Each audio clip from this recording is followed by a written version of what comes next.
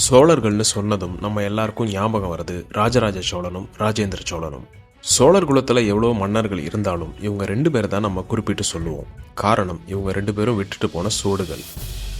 ஒரு காலத்துல பல்லவர்களுக்கு கீழே குறுநில மன்னர்களா இருந்த சோழர்களை பல படையெடுப்புகள் மூலமா தென்னிந்தியா மற்றும் ஈழ நாட்டை சோழ நாட்டோட கட்டுப்பாட்டுக்குள்ள கொண்டு வந்தவர் ராஜராஜ சோழன். ராஜேந்திர சோழன் இன்னும் ஒருபடி மேல போய் இந்திய மன்னர்கள் யாரும் பண்ணாத பெரும் கடற்படை படையெடுப்புக்கு தலைமை தாங்கி இப்போ இருக்கிற மலேசியா, சிங்கப்பூர், இந்தோனேஷியான்னு சொல்லப்படுற ஸ்ரீவிஜய சாம்ராஜ்யத்தை சோழ நாட்டோட கட்டுப்பாட்டுக்குள்ளார கொண்டு வந்தாரு.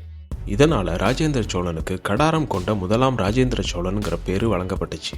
இதனால தான் இந்த ரெண்டு பேருக்கும் சோழ குலத்தை பெரும் சாம்ராஜ்யமா மாத்தின பங்கு அதிகமா இருக்கு. தமிழ் மன்னர்களோட வரலாற்று சான்றா விளங்குறது கோவில்கள்.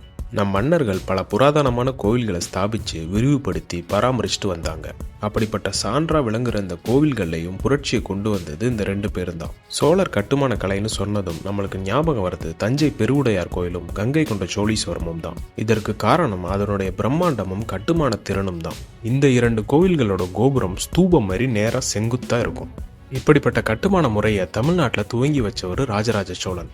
பொன்னியின் செல்வன் புத்தகத்துல கல்கி என்ன சொல்றாருன்னா, ராஜராஜ சோழன் ஈழ படையெடுப்புக்காக ஈழ நாட்டில் இருந்தப்ப அங்க உள்ள பௌத்த விகாரங்களையும் பௌத்த ஸ்தூபங்களையும் பார்த்து பிரமிச்சு போய் சிவனுக்கும் தமிழ்நாட்டில் இதை மாதிரி உயரமான கோபுரங்கள் கொண்ட கோவில் கட்டுமானங்களை கட்டணும்னு முடிவெடுத்ததா சொல்றாரு. சுமார் 1000 வருஷத்துக்கு முன்னாடி இப்படி ஒரு கோயில் கட்டுமானத்தை கட்டுறது சுலபமான விஷயம் இல்லை. இப்படிப்பட்ட ஒரு கட்டுமானத்தை ஸ்தாபிக்கிறதுக்கு பெருவாரியான பொருள் வளமும் மனித வளமும் தேவைப்படும். தன்னோட நாட்டில் உள்ள பொருளாதாரத்தை கணக்கிட்டு இவ்வளவு பெரிய ஒரு கோயிலை ஸ்தாபிச்சிருக்காருன்னா நினைச்சு பாருங்க, சோழ சாம்ராஜ்யத்திட்ட எவ்வளவு பொருள் வளம் இருந்திருக்கும்னு. அதுலயும் குறிப்பா இந்த ரெண்டு கோவில்களும் முழுக்க கிரானைட் கல்லால கட்டப்பட்டது. இந்த ரெண்டு கோவில்களும் இருக்கிற நில அமைப்பு தஞ்சாவூர் மற்றும் ஜெயங்கொண்டம் ஒரு சமவெளியான பகுதி. இங்க பக்கத்துல மலைகள்னு சொல்ற மாதிரி எதுவும் கிடையாது. கட்டுமானத்துக்கு தேவையான கற்கள் வேணும்னா திருச்சிக்கு மேற்கு உள்ள கொல்லிமலை சாரல்ல உள்ள சில மலைகள்லேருந்து தான் எடுத்துட்டு வரணும். இந்த காலமா இருந்தா ஒரு லாரியில தூக்கி போட்டு எடுத்துட்டு வந்துடலாம். ஆனா அந்த காலத்துல பல ஆயிரம் யானைகளை வச்சு அதை தள்ளிட்டு கொண்டு வருவாங்க. அப்படி கொண்டு வந்த பாறைகளை பல சிற்பிகளை வச்சு அதை செதுக்கி ஒரு கோவில் கட்டுமானத்துக்கு தேவையான விதிகளுக்கு ஏற்ப அந்த பெரும் பெரும் பாறைகளை அடுக்கி ஒரு கட்டுமானமா கொண்டு வரதுங்கிறது சாதாரண விஷயம் கிடையாது. இன்னும் ஆச்சரியமா 80 டன் எடையுள்ள அந்த விமானத்தை எப்படி மேல தூக்கி வச்சாங்கிறது இன்னும் ஒரு ஆச்சரியமா தான் இருக்கு. தங்களுடைய கடவுளுக்கு இவ்வளவு சிறப்பா கோவில் கட்டின சோழர்கள் தங்களோட அரண்மனையை வெறும் செங்கலால தான் கட்டினாங்க. அதனாலதான் பெரும் படையெடுப்புகளையும் காலப்போக்கிலையும் தங்களோட அரண்மனை மண்ணோடு மண்ணா போச்சு. இடைக்காலத்துல தமிழ் மன்னர்களோட கோட்டை அரண்மனைன்னு சொல்ற மாதிரி எந்த கட்டுமானமும் நம்மளுக்கு இல்லை.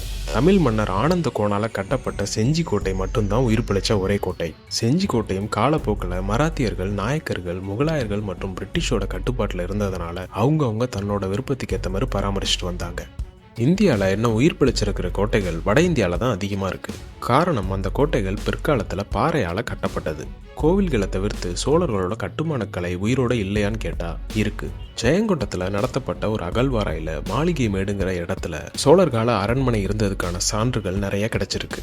ராஜராஜ சோழனோட ஆட்சியின் பொழுது சோழர்களோட தலைநகரமா இருந்தது தஞ்சாவூர்.